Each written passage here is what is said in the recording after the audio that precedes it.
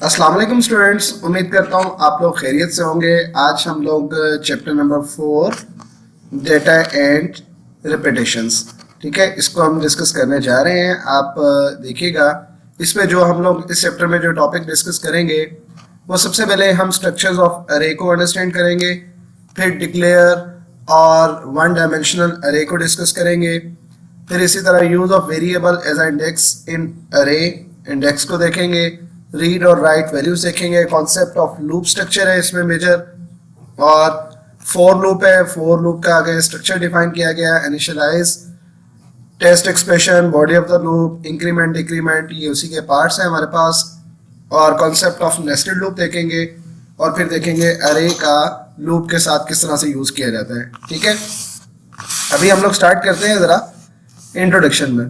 ठीक है, यहाँ पर हमारे पास क्या कहता है, देखिए बहुत सारी ऐसी सिचुएशन होती है, कहते हैं कि जब हमारे पास डेटा बहुत ज़्यादा लार्ज अमाउंट के अंदर डेटा को हैंडल करना होता है। ठीक है, तो जब हम प्रोसेस करते हैं लार्ज अमाउंट ऑफ डेटा, तो देन जो टेक्निक हम लोग यूज़ करते हैं वो कौन सी यूज़ करते हैं, उसका नाम है अरे। ठीक है, तो यहाँ पे कह रहे हैं techniques that we have learned so far may not seem the suitable in this situation. ठीक है, जो इससे पहले हम लोगों ने सिंपल प्रोग्राम किए हैं तो वो ज़्यादा सुटेबल नहीं है। Another common problem that we face is how to repeat a set of instructions for the multiple times without writing them again and again. ठीक है, ये वाला पार्ट लूप से रेलिवेंट सीखेंगे और इसमें हम अरे सीखेंगे। ठीक है, अभी हम जरा डेटा स्ट्रक्चर की बात करते हैं। देखिएगा डेटा स्ट्रक्चर हमारे पास क्या होता है, वो कहते हैं कि we learn how to store piece of data in a variables. ठीक है, stores and process large amount of data. Suppose करते हैं कि 100 स्टूडेंट्स से उनके रिकॉर्ड्स को स्टोर करना है, तो फिर हमें कितने वेरिएबल्स चाहिए होंगे, 100 वेरिएबल्स चाहिए होंगे। तो उनके 100 वेरिएबल्स के नेम को एग्जैक्टली याद करना, एग्जैक्टली यूज करना बहुत ज़्यादा मुश्किल है, which does not seem an appropriate solution. तो इसके लिए बेस्ट वे हमारे पास क्या बताया गया है, डेटा स्ट्रक्चर। डेटा स्ट्रक्चर क्या करता है, in order to store and organize data, data structure can be defined as the following, ये उसकी डेफिनेशन है। Data structure is a container to store a collection of data items in a specified layout. ठीक है, तो data structure क्या है हमारे पास, suppose करते हैं, मैं अगर आपको थोड़ा सा बताऊं कि सपोज करते हैं ये हमारे पास है, इसके अंदर हम लोगों ने लाइंस लगा दी। ठीक है, ये देखें, इसका मैंने नाम रख लिया, ये मेरे पास 10th क्लास के स्टूडेंट्स हैं, उनका रिकॉर्ड रख रहे हैं।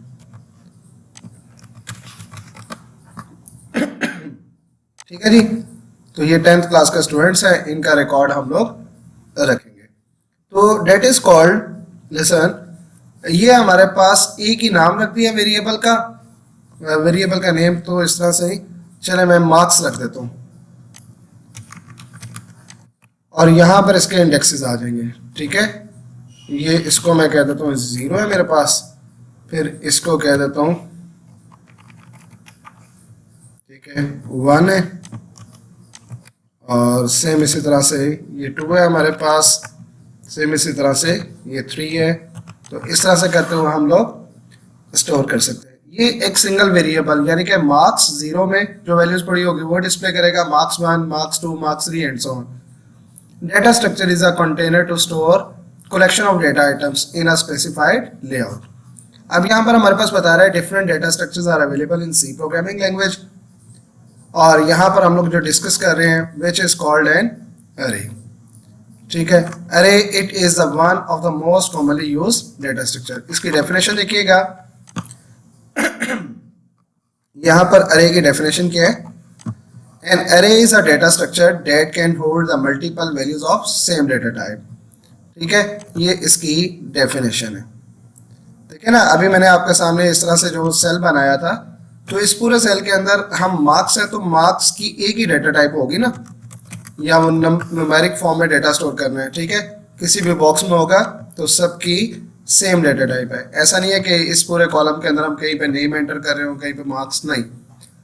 अरे is a data structure that can hold the multiple values of same data type.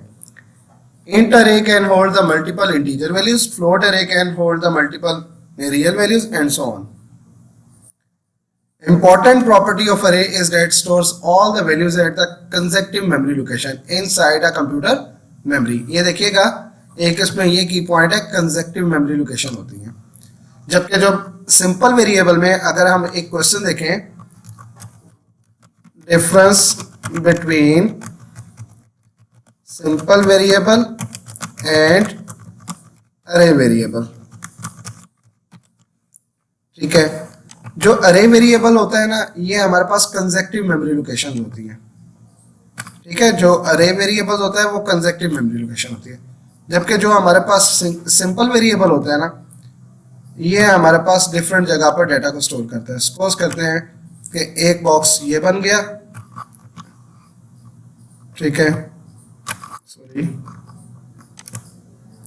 एक यहाँ पर स्टोर कर दिया, इसका नाम ए है इस वेरिएबल का।